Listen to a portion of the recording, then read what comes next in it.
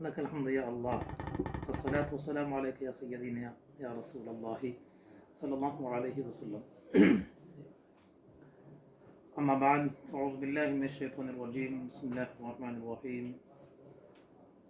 يا أيها الذين آمنوا كتب عليكم الصيام كما كتب على الذين من قبلكم لعلكم تتقون الصلاة والسلام عليك يا رسول الله صلی اللہ علیہ وسلم۔ ماہ رمضان کا چاند ظاہر ہوا، فضل کی بدلیاں چار سو چھا گئی، رحمت کبریا جوش پر آ گئی، بارش فیض و عرفان برسا گئی۔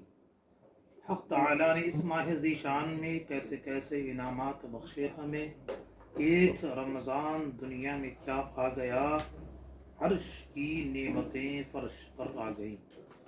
یہ بھی اعجاز ہے ماہ رمضان کا، اے سکندر نہیں اس میں چوں چرا،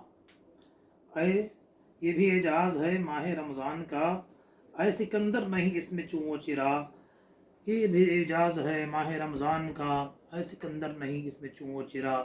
وہ جبینیں جو سجدوں سے محروم تھی، بارگاہ الہی میں خم ہو گئی۔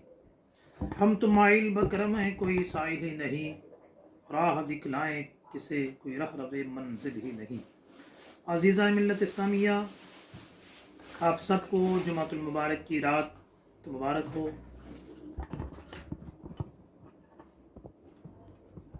گلف ممالک میں اور صوبہ کیرل میں آج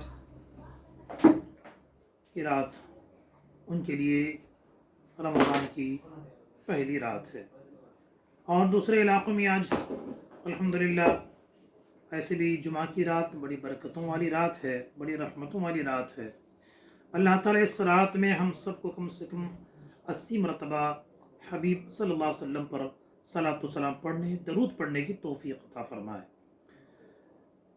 الحمدللہ اللہ عز و جل بڑا رحمان و رحیم ہے، اس نے ہم جیسے گناہ گاروں کو اپنے حبیب کو امتی بنا کر پیدا کیا ہے، یہ سب سے بڑی نعمت ہے۔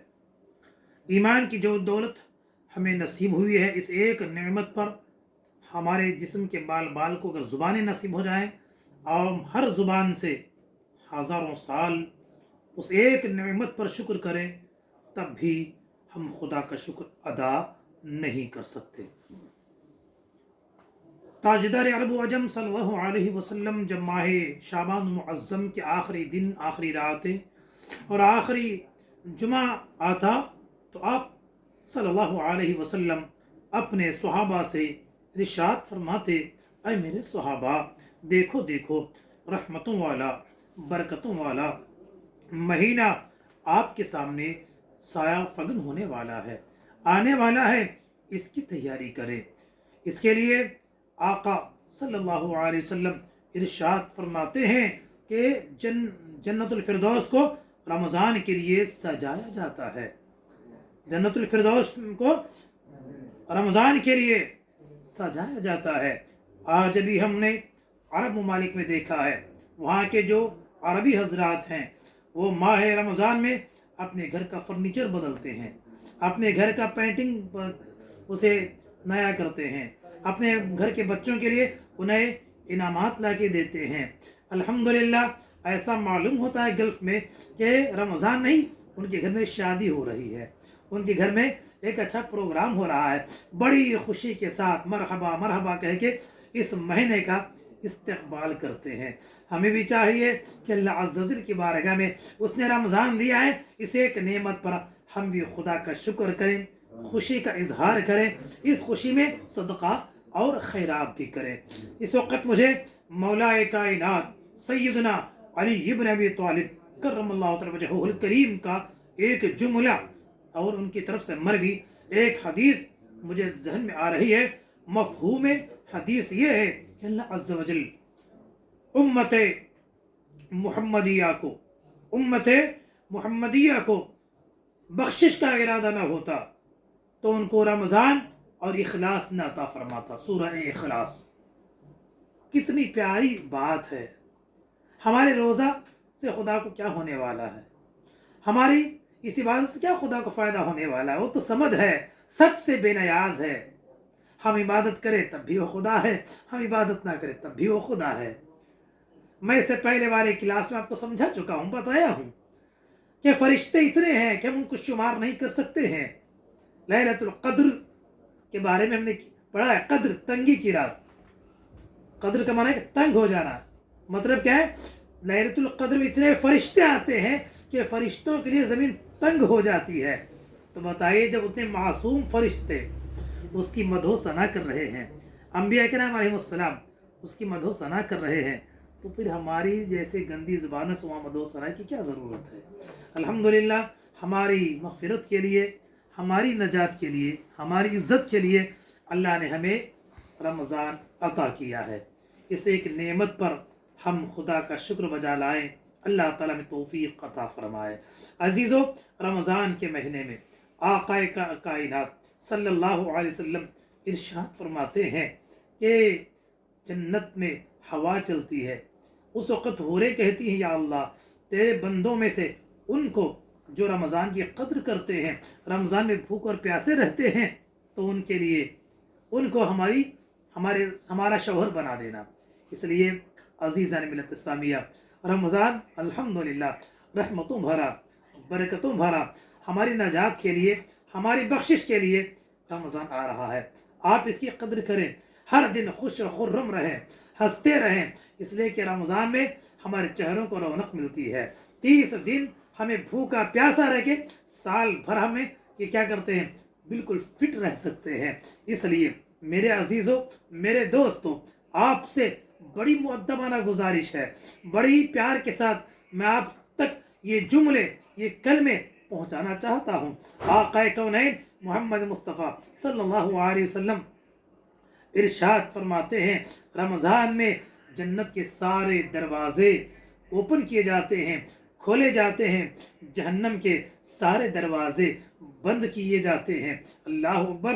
سال کے 11 مہینے جو ہم کو ورغلاتا ہے، جھوٹ بلواتا ہے، غیبت کراتا ہے، چوری کراتا ہے، شراب کے جوئے پہ لے کے جاتا ہے، ماں باپ کا غدار بناتا ہے، استاد کی توہین کراتا ہے، اٹھے بیٹھے ہمارے ذہن کو گندگیوں کی طرف لے جانے والا مردود ملعون شیطان کو قید کر دیا جاتا ہے، اسے جکڑ دیا جاتا ہے، اسے باندھ دیا جاتا ہے۔ کیوں؟ اس لیے کہ ہم غلامان مصطفیٰ تاجدار مدینہ صلی اللہ علیہ وسلم کے چاہنے والے، ان کے ماننے والے، ان کے کلمہ پڑھنے والے بالکل فری ہو کر محبت کے ساتھ اس کی عبادت کریں۔ اس لیے میرے عزیزوں، آپ قرآن پڑھنا سیکھے ہی ہوں گے، مجھے یقین ہے، لیکن بعض دفعہ ہم کو بڑی تکلیف ہوتی ہے۔ ہمارے نوجوان انگریزی ایسی پڑھتے ہیں، یو کے والا پیچھے، انگریزی ایسی بولتے ہیں، یو ایس والا پیچھے، انگریزی ایسی بولتے ہیں، بڑے پڑھے لکھے طبقے والے ان سے پیچھے رہ جاتے ہیں۔ جب اسی نوجوان سے ہم بڑی محبت سے کہتے ہیں پیارے قرآن پڑھ لینا، تو کہتے ہیں حضرت انگریزی میں پڑھتا ہوں، تمل میں، تلو میں، کنڑ میں پڑھ لیتا ہوں، لیکن اور عربی نہیں آتی ہے۔ عزیزو، ایسی غفلت نہ برتو۔ عربی جنتیوں کی زبان ہے، پیارے آقا کی پیاری زبان ہے، اس لیے آپ جتنی محنت آپ انگریزی سیکھ خرچ کریں کیجئے، تمام لغت کا، تمام زبانوں کا سیکھنا ضروری ہے، سنت بھی ہے۔ ساتھ میں جنت کی زبان، قرآن کی زبان، صحابہ قرآن کی زبان عربی سے ضرور محبت کیجئے، اسے قرآن صحیح پڑھنا سیکھیے۔ عزیزو، آپ آئیے، قرآن اس رمضان میں ہم کو پڑھنا ہے۔ ہم آج چاند دکھائیں تو کیا کرتے ہیں؟ گھر والے قرآن ڈھونڈنا شروع کرتے ہیں، گزشتہ رمضان میں لپیٹ کے رکھا ہوا ہوگا، دھول جھاڑنے کے لیے آج تیاری شروع کرتے ہیں، چلو بھائی کم سے کم آج تو توفیق ملی۔ کچھ ایسے بد نصیب بھی ہیں آج بھی ان کو توفیق نصیب نہیں ہوتی ہے، اللہ توفیق عطا فرمائے۔ ہم کو قرآن ختم کرتے تو بڑے فخر سے کہتے کہ رمضان میں قرآن ختم کر لیے، اچھی بات ہے، لیکن سنیں، ہمارے امام سیدنا امام اعظم ابو حنیفہ رضی اللہ تبارک و تعالی عنہ رمضان میں 61 ٹائم قرآن ختم کرتے ہیں۔ کتنا؟ 61 مرتبہ قرآن ختم۔ امام شافعی رضی اللہ عنہ 60 مرتبہ قرآن ختم کرتے ہیں۔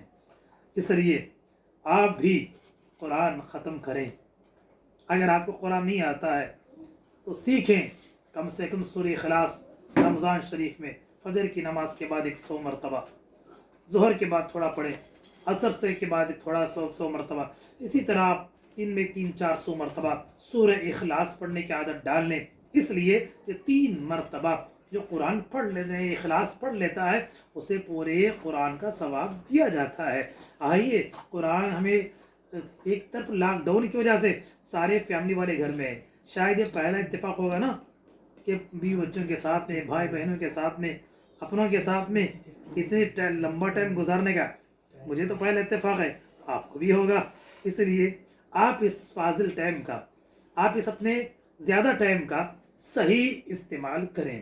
اس لیے ہمارے جو بچے ہیں، یاد رکھیے، ہنستے ہنستے بات کر رہا ہوں لیکن دل ہلا دینے والا جملہ ہے، جو بچے جو خدا نے عطا فرمائے، یہ بچے نعمت ہیں، خدا کی امانت ہیں، خدا کی طرف سے تحفہ ہیں، ان کی تعلیم، ان کی تربیت کی طرف اگر توجہ نہیں دیں گے تو یاد رکھیے ہم خدا کی بارگاہ میں مجرموں کے کھیڑے میں ہم کو کھڑا ہونا پڑے گا۔ اس لیے ماؤں سے گزارش ہے، بہنوں سے گزارش ہے، ہمارے سیدہ طیبہ طاہرہ خاتون جنت فاطمہ الزہرا رضی اللہ تعالیٰ عنہ کی کنیزاؤں سے ہماری مؤدبانہ گزارش ہے، میری دعا ہے اللہ تعالیٰ ہمارے ماؤں بہنوں کو جنت الفردوس میں سید کائنات سیدتنا فاطمہ الزہرا رضی اللہ تعالیٰ عنہ کی غلامی نصیب فرمائے۔ انشاءاللہ 3 تاریخ رمضان کی فاطمہ کی تاریخ وصال ہے، اس کے اور انشاءاللہ 3 تاریخ کو میں آپ کو سیدہ فاطمہ الزہرا کی مختصر زندگی آپ کے سامنے رکھوں گا۔ اس لیے آپ لوگ رمضان میں تہجد کا اہتمام کریں، اس لیے کہ تہجد پڑھنے والے کو کبھی بیوٹی پارلر جانے کی ضرورت نہیں پڑتی ہے نا۔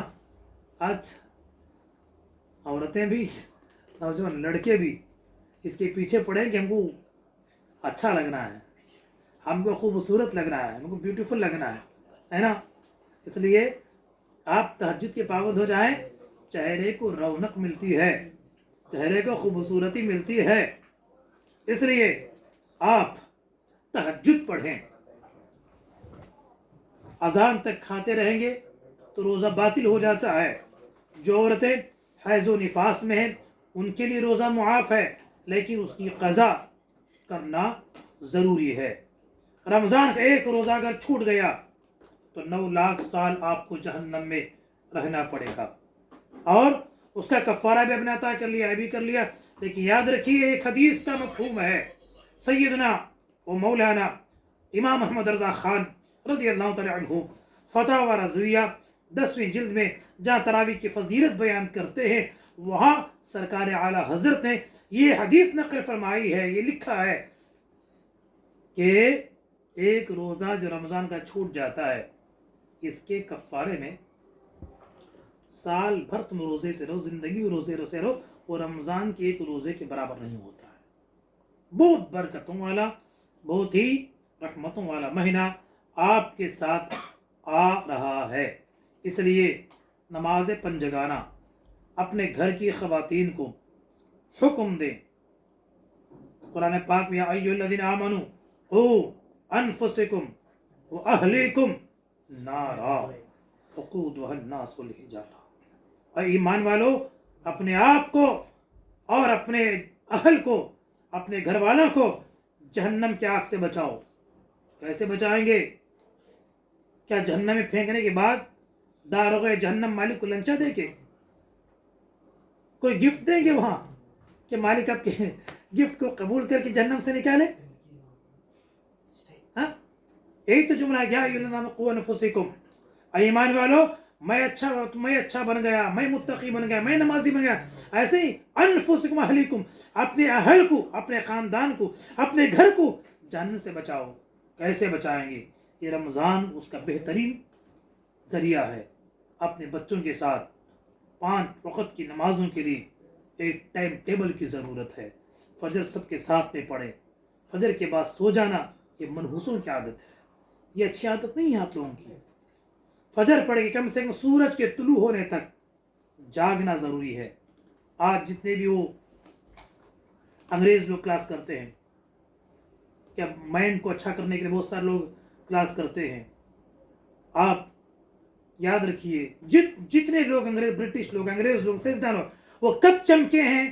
جب انہوں نے ہمارے اسلام کے طریقے کو اپنایا تب چمکے ہیں. اس لیے فجر کی نماز پڑھیں، پڑھنے کے بعد ذکر و اذکار میں لگے رہیں. سورج طلوع ہونے کے بعد میں 20 منٹ کے بعد 2 رکعت نماز بچوں سے پڑھوائیں. اس کے بعد آپ سو جائیں. اس کے بعد اسکول تو نہیں ہے، آپ اس کے 10 بجے بچوں کو اٹھ جاتے ہیں، زوال سے پہلے موقع ملتا ہے تو 2 رکعت ضحیٰ نماز چاشت پڑھوا لیں. عمرہ کا ثواب ملے گا آپ کو.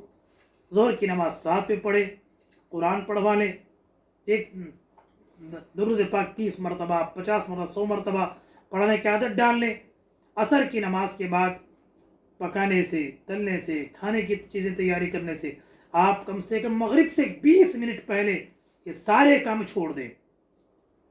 یہ سارے کام چھوڑ دیں، اس لیے کہ کھانا پینا تو ہے، یہ پیٹ کبھی بھرے گا نہیں. پیٹ تو ایک ہی خود بھرتا ہے، جب وہ پھٹ جائے گا قبر میں اسی وقت بھرتا ہے. پیٹ کبھی بھرنے والی چیز نہیں ہے. اس لیے 15-20 منٹ پہلے سارے کام سے فارغ ہو کر ذکر و اذکار میں اپنے آپ کو لگا لیں. ذکر کرتے رہیں. مغرب کی نماز پڑھیں تو استغفار کریں، گڑ گڑائیں. رونے کے دن ہے. رمضان کے 30 دن ہے. پہلا 10 دن توبہ کا، دوسرا مغفرت کا، تیسرا جہنم سے آزادی کا مہینہ ہے. 3 حصوں میں اس کو تقسیم کریں. الگ الگ کتابوں میں الگ الگ دعائیں. انشاءاللہ کل میں آپ کو سحری کے وقت میں کیا دعا پڑھنا ہے اور مغرب کے ٹائم میں تھوڑا اذکار انشاءاللہ العزیز میں آپ کو بتاؤں گا. آپ عمل کریں، رمضان کی قدر کریں.